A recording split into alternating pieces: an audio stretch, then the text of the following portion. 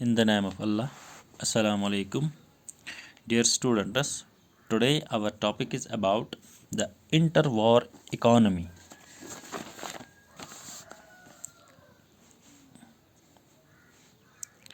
The interwar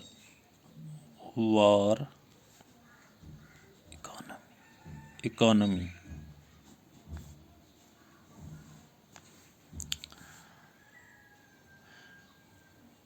first world war जो start हो गई थी from 1914 and it lasted for 1918.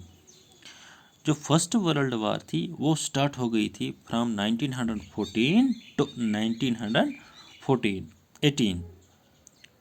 और ये जो लड़ाई थी it was fought in Europe. लेकिन अगरचे कि यह लड़ाई जो यूरोप में शुरू हो गई, लेकिन इसके जो ख़तरनाक मुज़र इम्पैक्ट्स थे वो पूरे वर्ल्ड पर छा गए. तो ड्यूरिंग दिस वर्ल्ड वार, तो इस वर्ल्ड वार की वजह से पूरी दुनिया में, यूरोप में ही नहीं बल्कि पूरे वर्ल्ड में देयर वायर इनस्टेबिलिटी. तो इंस्टेबिलिटी आ गई, चाहे वो इकोनॉमिक्स हो, इकोनॉमी की हम बात करेंगे, या पॉलिटिक्स की हम बात करेंगे. तो there were instability in economy and in political situations. तो जो वार टाइम ट्रांसफॉर्मेशंस थे, वार टाइम ट्रांसफॉर्मेशन,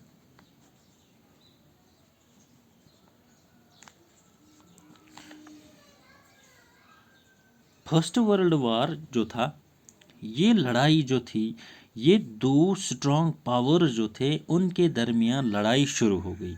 उनके दरमियान जो ये लड़ाई जो है, दो पावर्स के दरमियान लड़ाई हुई. देयर वर टू पावर्स, और इन दो पावर्स के दरमियान ये लड़ाई लड़ी गई. पहला पावर कौन था? पहले पावर में कौन था? First power, there were allies. There were allies. और ये एलीज क्या थे? They were Britain, France and Russia. Later on इसमें ज्वाइन किया यूएस ने भी. तो यह पहला पावर था. इसमें ब्रिटेन था, इसमें फ्रांस था और इसमें रशिया था. तो लेटर ऑन यूएस ने भी इस पावर के साथ ज्वाइन किया. ये तो पहला वाला पावर. तो दूसरा पावर जो था, on the other side there were the central powers. दूसरे साइड में सेंट्रल पावर था. और ये जो सेंट्रल पावर था, ये था power of Germany, Austrian Hungary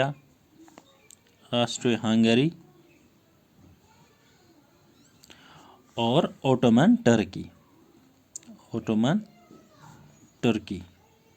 तो ये स्ट्रांग दो पावर्स थे. इन पावर्स के दरमियान लड़ाई हो गई. जो ही लड़ाई शुरू हो गई तो कुछ गवर्नमेंट्स थे, मैनी गवर्नमेंट्स थे, उन्होंने ये सोचा था, उनके जहन में ये थॉट था कि ये जो लड़ाई है ये बहुत जल्द ख़त्म हो जाएगी और ये क्रिसमस जो है, इस क्रिसमस के दिन ये लड़ाई ख़त्म हो जाएगी. लेकिन बट ऐसा हुआ ही नहीं.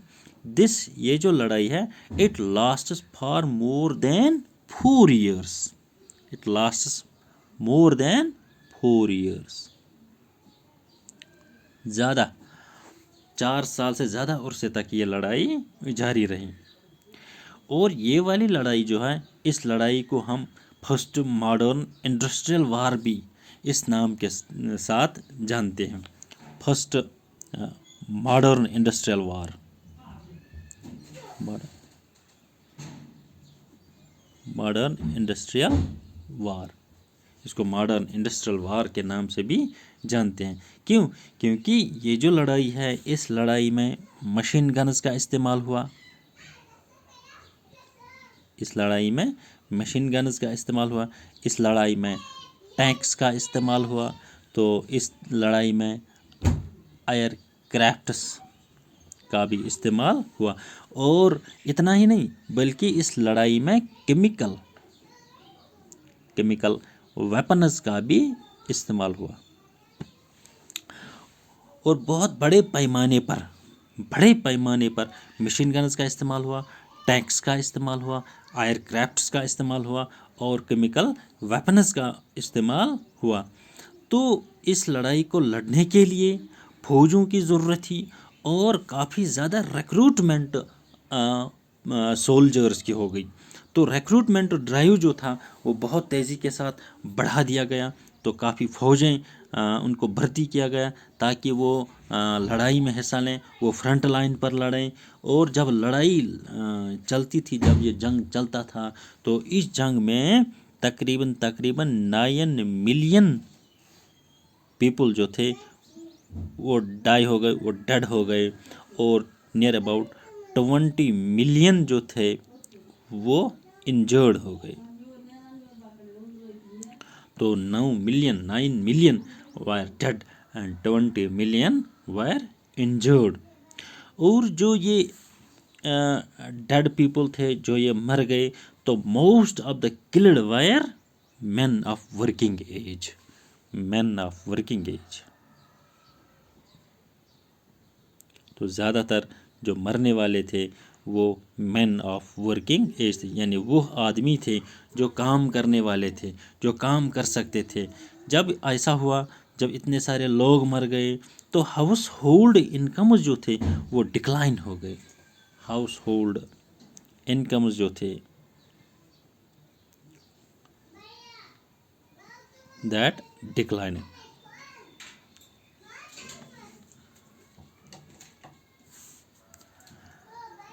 ड्यूरिंग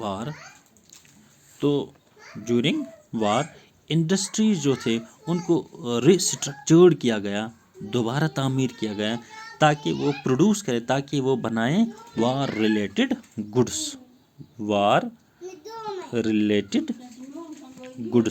वो ज़्यादातर वो सामान बनाएं जो वार के, जो जंग के लिए इस्तेमाल किया जाए सामान, उसी को बनाने में वो पहल करें। तो इसी तरह से जो इंटायर सोसाइटी जो थी उनको रिकॉग्नाइज किया गया वार के लिए। और आदमी जो थे, मर्द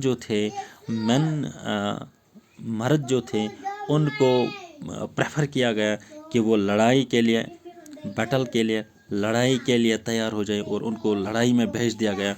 और जो गवर्नमेंट सर्विस थे, चाहे वो जॉब्स थे, वो जॉब्स को हासिल करने के लिए वहाँ वुमेन को यूज़ किया गया। तो वार जो है, इस वार ने स्नैप किया पूरे जो लिंक्स थे, इकोनॉमिक लिंक्स जो भी थे, चाहे जिस मुल्क के इकोनॉमिक लिंक्स थे किसी वर्ल्ड के साथ, तो वो इकोनॉमिक लिंक्स जो थे that too were snapped by this war. और ब्रिटेन ने काफ़ी ज़्यादा कर्जा लिया। It borrowed large sums of money from US banks। इसने काफ़ी ज़्यादा कर्जा लिया US बैंक से या US पब्लिक से, इसने काफ़ी ज़्यादा कर्जा लिया। तो अब कर्जे का बोझ ज़्यादा चढ़ गया ब्रिटिश पर। तो now when thus the war transformed US from being an international debtor to an international creditor। तो ये बन गया international debtor to an international